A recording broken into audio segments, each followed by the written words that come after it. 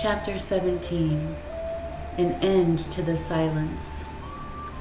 As Carrie had promised, Kenneth's boat was ready for its maiden voyage the following weekend. Of course, Carrie took it out on some test runs beforehand and spent a week tuning and perfecting it until he was satisfied. Weather-wise, luck was with us. When Carrie came for me early Saturday morning, it was a nearly perfect day with just a few dabs of clouds over the face of the pale blue sky. And most important, the sea was calm, with just enough breeze to make it good for sailing. Grandma Olivia said nothing, either negative or positive, about it all. She knew where I was going and why, but she ignored my preparations. There was a dramatic change in her demeanor during the week after her sister's death. She was more withdrawn, said less at dinner, and spent more time alone in Grandpa Samuel's office, reviewing old papers. She dozed a great deal and had fewer visitors. Judge Childs came around about as frequently as usual, but his visits were shorter, and he had dinner with us only once. Toward the end of the week, immediately after he arrived, he and Grandma Olivia went into the office and spent an hour or so behind the closed door going over documents. When he emerged, he looked flustered and tired. He barely spoke to me before he left, and after he was gone, Grandma Olivia went directly to bed, not much as glancing my way. She still made daily inquiries about my progress at school, commented about my appearance, and warned me about not doing anything to ruin the success that I had enjoyed and would enjoy. But her words sounded emptier. They were words of duty, automatic words, sentences without passion. Could it be that Grandma Belinda's death really had affected her? I wondered. I was beginning to feel sorry for her, something I thought I would never do. I didn't mention any of this to Carrie, especially the morning of our maiden voyage.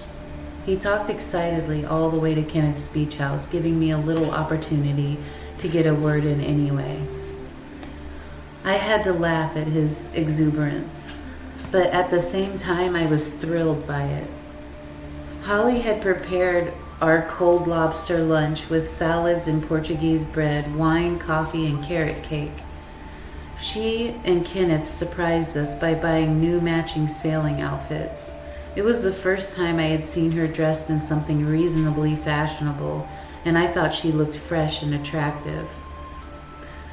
"I've got to look the part now, don't I?" Kenneth said, parading about in his captain's hat.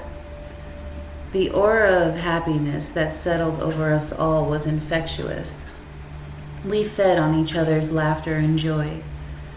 Kenneth and Carrie got us underway, and we set out to sea, bouncing gently over the waves, the wind stroking our faces, making our hair dance over our foreheads, all of us bathing in sunlight and sea spray. The boat was sleek and as fast as Carrie had predicted. It sliced gracefully through the water. Kenneth said it handled with such ease, it could make a novice appear to be a seasoned sailor. He even let me steer to prove it. Carrie beamed with pride, strutted over the desk, checking every joint, every mechanical part, just daring something to fail. After we set anchor, Carrie and Kenneth did some fishing while Holly and I prepared our feast. As we ate, I played the fiddle and taught some of them the mountain songs Papa George had taught me. I couldn't recall a time in my life when I felt more contented. All of us sprawled out and resting, and actually dozed off for a bit, and springing back into action and turning the boat toward the shore, this time sailing faster. Holly and I shrieked at the waves that splashed over the sides of the boat to soak us. It had been one of the happiest days of my life, and I hated to see it come to an end. Kenneth and Holly had decided to have their wedding the next day at Judge Childs. It wasn't going to be a very big affair. The judge would marry them in front of a few friends and there would be a small dinner party, after which Kenneth and Holly would leave for their week honeymoon in Montreal. Carrie and I had promised to look after the beach house and their puppies, Prometheus and Neptune. Carrie said that he would take the dogs home with him every night. We all knew he was going to be busy. Mr. Longthorpe decided to go ahead and contact him to build his yacht. Kenneth offered his home to Carrie to use, which meant Carrie could utilize the studio and the shop. Now there would be a reason for him to be at Kenneth's anyway. While we had been working there on Kenneth's boat, the house had become our little paradise, our hideaway from the prying eyes and the world around us.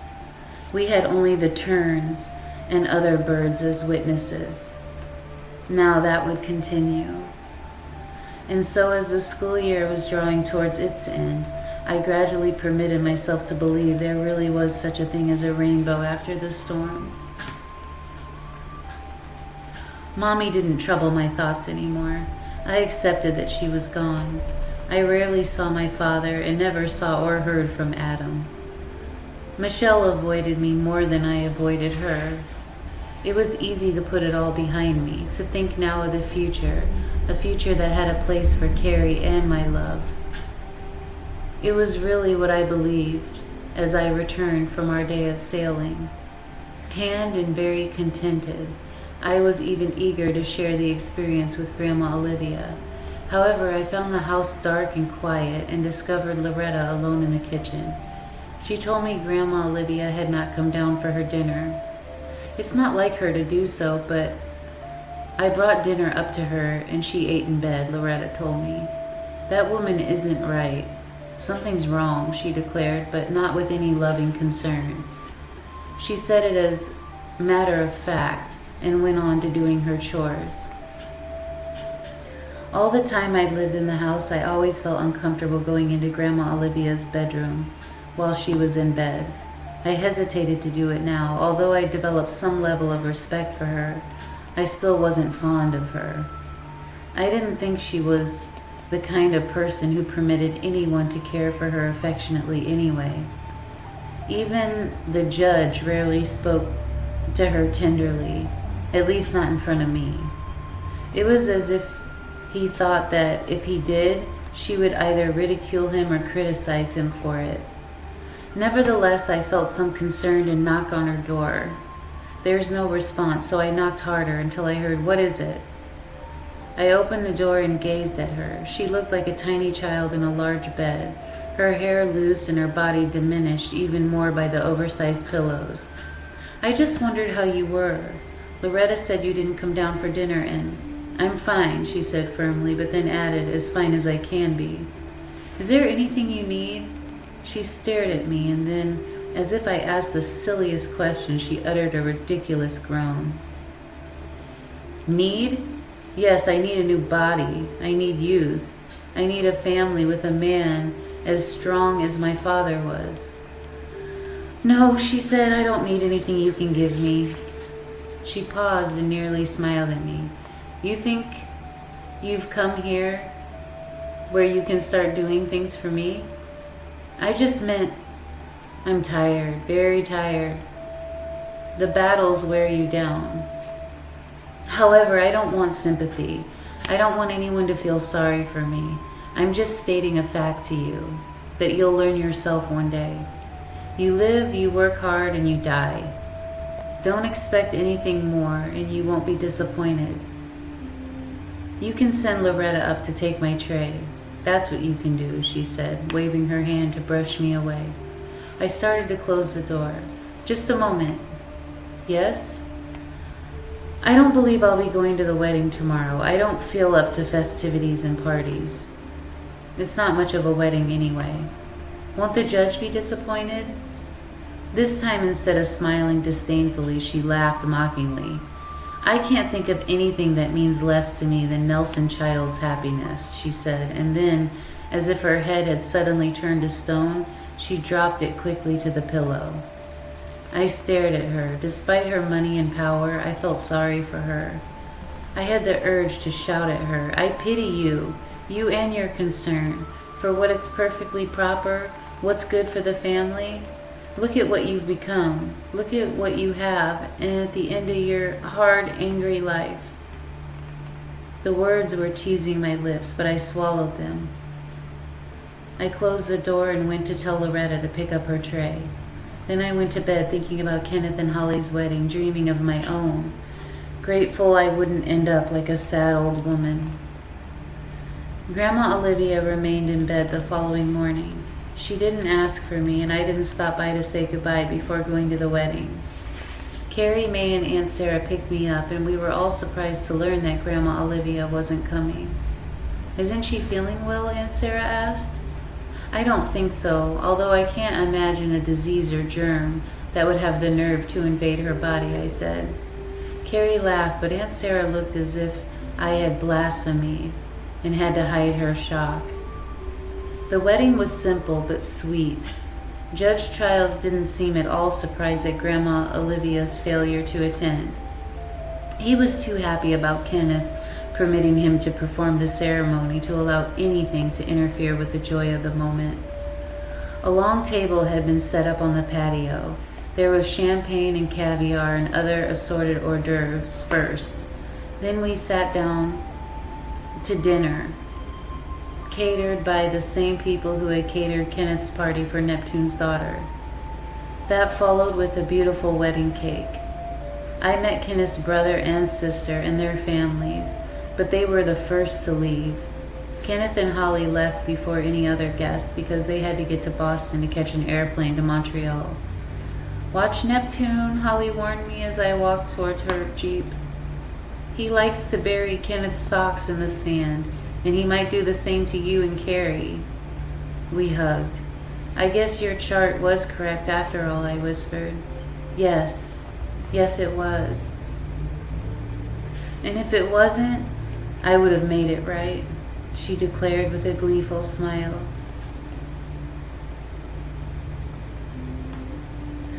Then she got into the Jeep beside Kenneth. She reached back as we joined hands. Be careful, she said. Mercury is not in a harmonious position this month.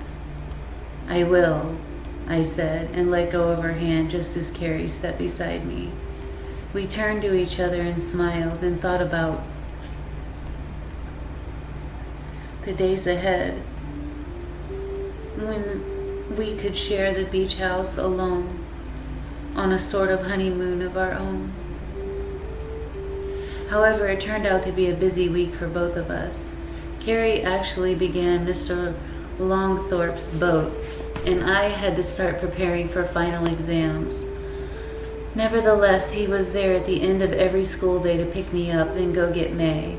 May had become more friendly with some of her friends, and fortunately for Carrie and me, wanted to do things with them after school. Aunt Sarah let her bring her girlfriend over after school most of the time and allowed her to go to her girlfriend's home, so she was occupied. Usually I sat on a blanket and studied while Carrie worked on the new project. Just before he stopped to take me home, we would go for a walk on the beach or just sit and look at the ocean. Toward the end of the week, it grew unusually hot on a Thursday afternoon. He put down his tools and turned to me and asked if I wanted to go swimming. Swimming? Skinny dipping, he challenged. Even though we were far from the nearest neighbor on the beach that was always deserted, the very idea of swimming nude in the daytime frightened me. What if someone comes? No one will. They might. Well, I'm not afraid, he said, with that devilish grin, and started to take off his shirt. He sat in the sand and pulled off his shoes and socks and looked back at me, then slipped his pants and underpants. For a moment, he just sat there looking at the water. Then he turned back towards me, his eyes so deep, so inviting. Well? My fingers went to my blouse. He rose and walked out to the water to wait.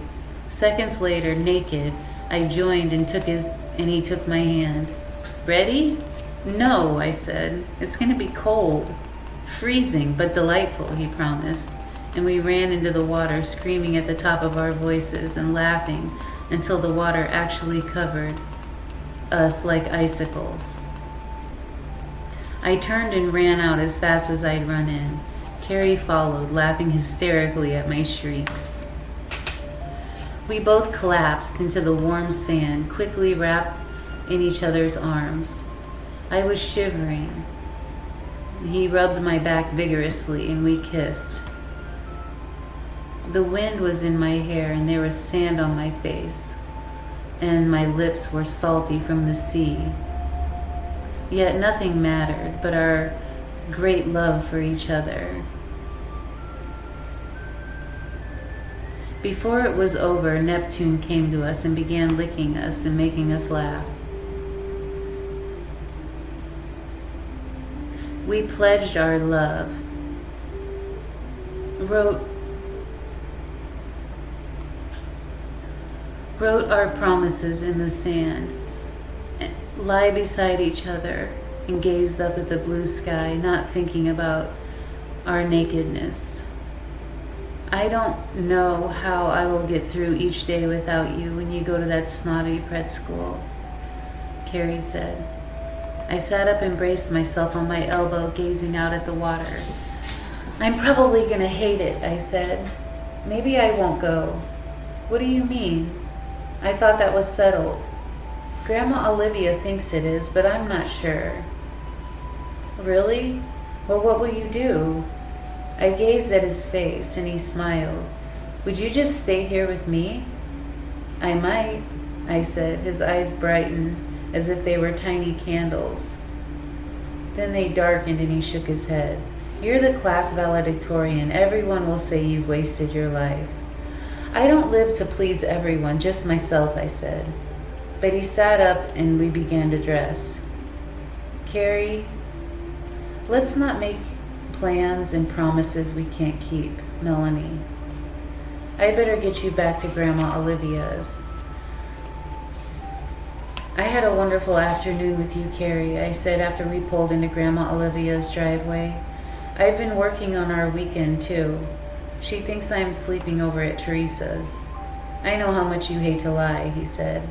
If it means being with you, it's not a lie. It's a necessity, I said, and he smiled. See you tomorrow, he promised and drove away. I watched him go, then I turned and went into the big house, the house that had grown more empty and darker every passing day. Almost as soon as I closed the door behind me, Loretta came hurrying down the hallway to greet me. I think you'd better go up and see your grandmother, she said. Why? What's wrong? She don't answer when I talk to her. I was about to call the doctor. Doesn't answer? I started up the stairs slowly. Loretta watched me a moment and then walked back away as she washed her hands of the problem. I knocked gently on the door and waited, and then entered. Grandma Olivia was lying there, her head sunk into her large pillow. She didn't turn to see who it was when I entered, and I approached the bed. Grandma Olivia. I gazed down at her. Her eyes moved toward me, but her mouth was twisted grotesquely in the right corner. Suddenly her tongue jetted out like a small snake, and she made a horrible sound that made me step back. What's wrong? I lifted the corner of her blanket and looked at her small body.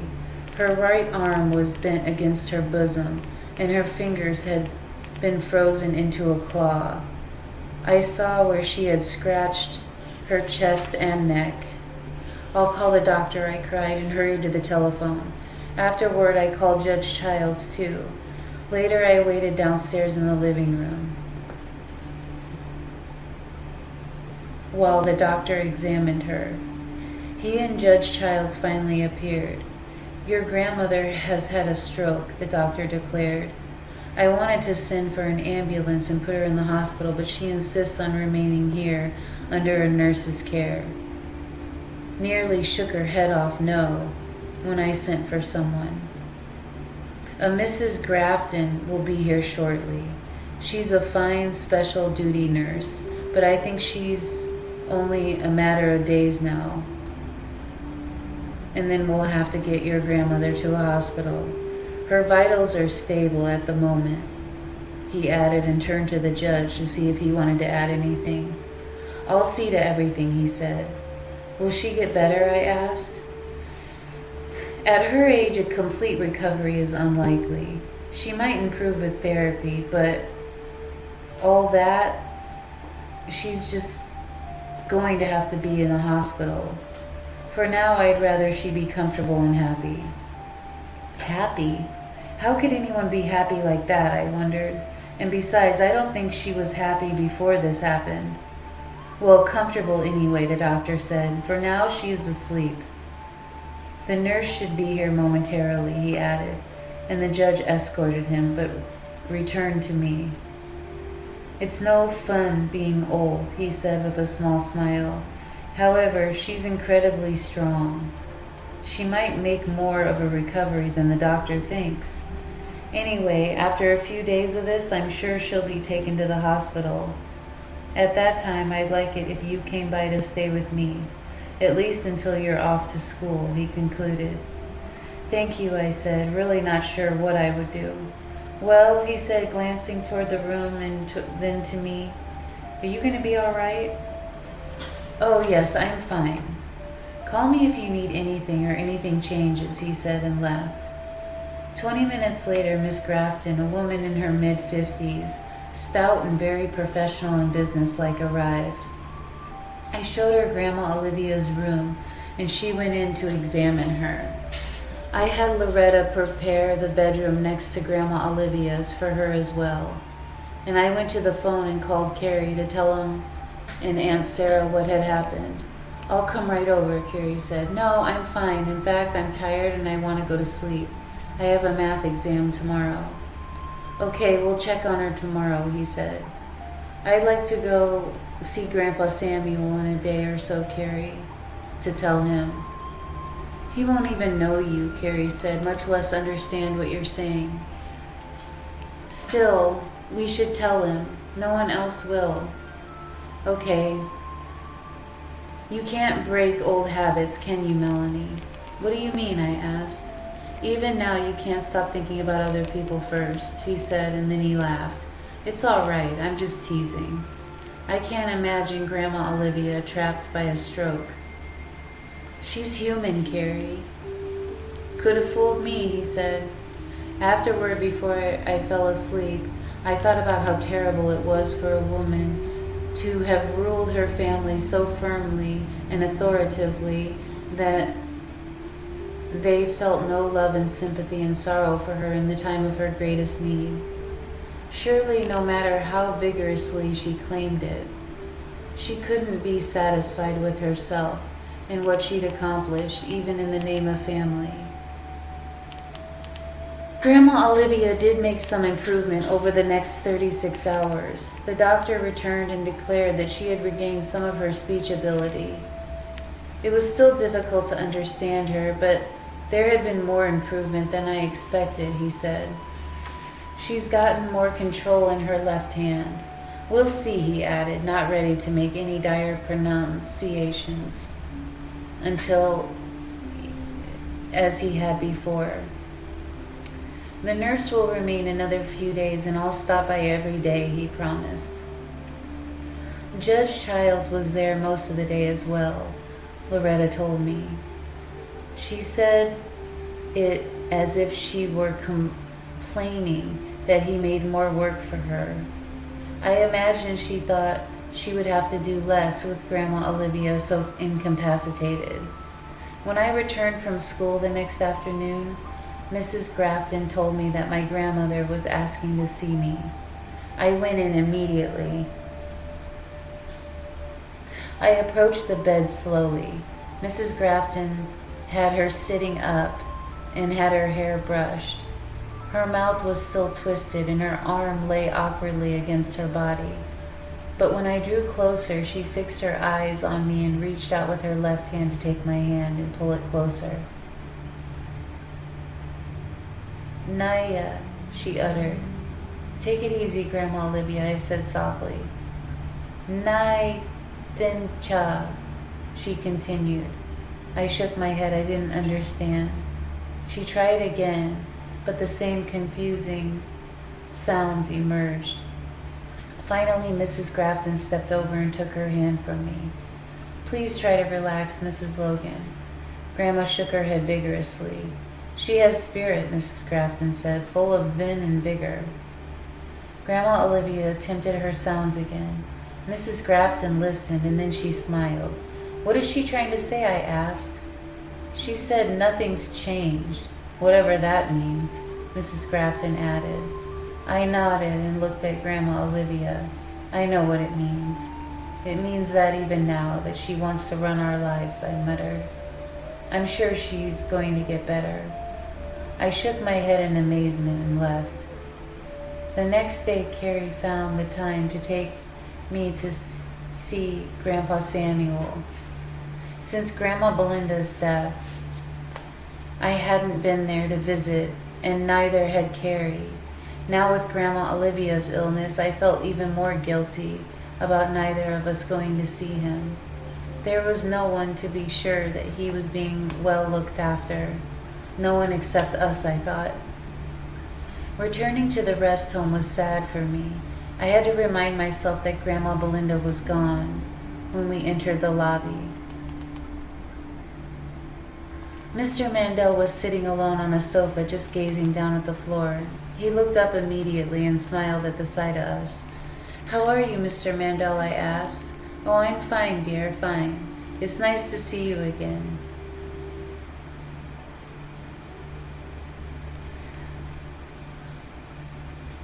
"We're here to see my grandfather," I exclaimed. Oh, yes, what's his name?" "Samuel Logan," I said. "Oh, yes. I don't think I know him," he said, and then nodded. Then he gazed at the floor and grew silent. We said goodbye and went to the lobby to Grandpa Samuel's room, where we found him sitting by a window staring out. "Hi, Grandpa," Carrie said first. He didn't turn from the window until Carrie took his hand. "How are you doing, Grandpa?"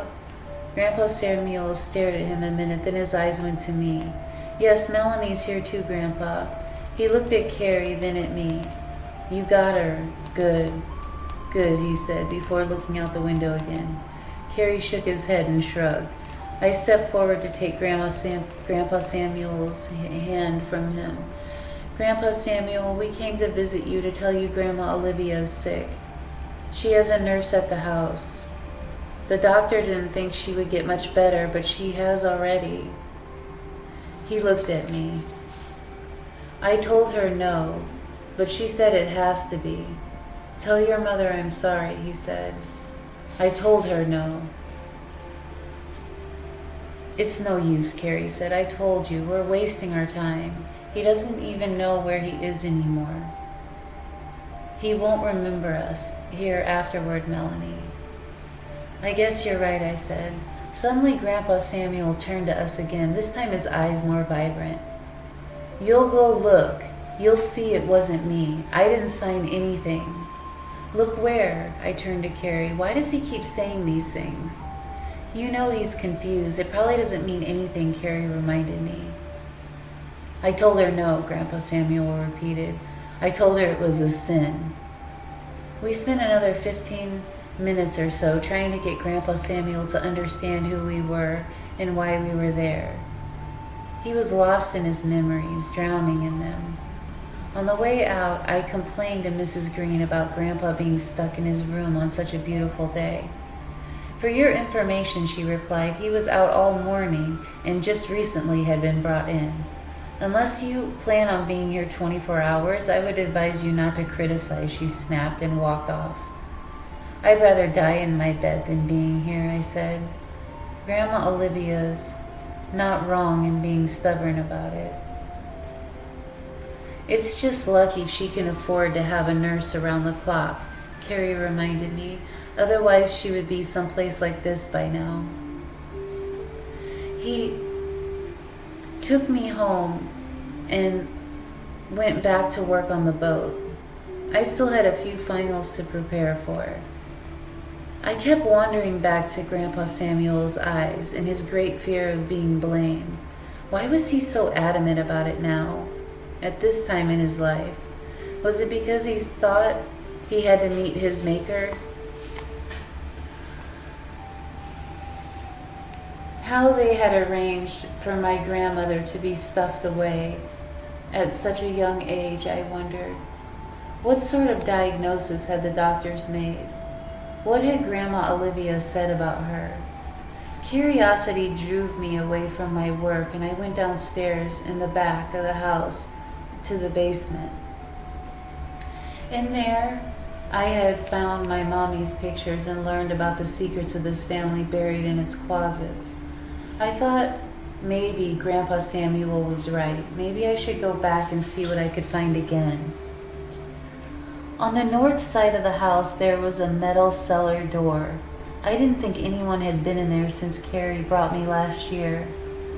I hesitated in the doorway. What did I really expect to find? Did I want to find it? Did I want to read horrible things? I paused and thought about the twisted and sick old woman now trapped in her own body upstairs. Perhaps it was time to forget, and yet I couldn't turn away. Maybe it was morbid curiosity. Maybe it was the need to understand. I continued down the stairs and opened the next door, pulling the cord on the swinging naked bulb to illuminate the basement. I stood there for a moment, recalling the boxes on the metal shelves where we found the photographs. I went back to them and began to sift through the cartons, their sides, tops, and bottoms, limp from the dampness. There were so many photographs, old school papers, old bills, delivery slips. This same sort of trail every family left, I thought. All the boxes were the same. Grandpa Samuel's declining mind was filled with corridors of distortions, I thought. It was all just a part of his garbled imagination now. I started to rise and leave, and then I saw what looked like a metal box buried under some wooden boards on the other side of the basement. I went to it and lifted up the boards and pulled out the box. It looked like there was no key in sight. Why had this been left buried behind, and why was it the only thing locked? I brushed it off and took it with me when I left the basement. I didn't go back into the house. I went around to the garage where I knew I'd find some tools and a screwdriver. It took a while, but I worked one between the lid and the box, and gradually, after some effort, I got the lock to snap open. When I lifted the lid and looked inside, there was a small pile of documents and business envelopes. I took one out and opened it and removed the paper. Then I sat and read. Of course, I always thought it was just an exaggeration to say my heart turned to stone or my blood ran cold. How could a human heart stop, shudder, crumble, and regain itself? How could your body freeze and return warm?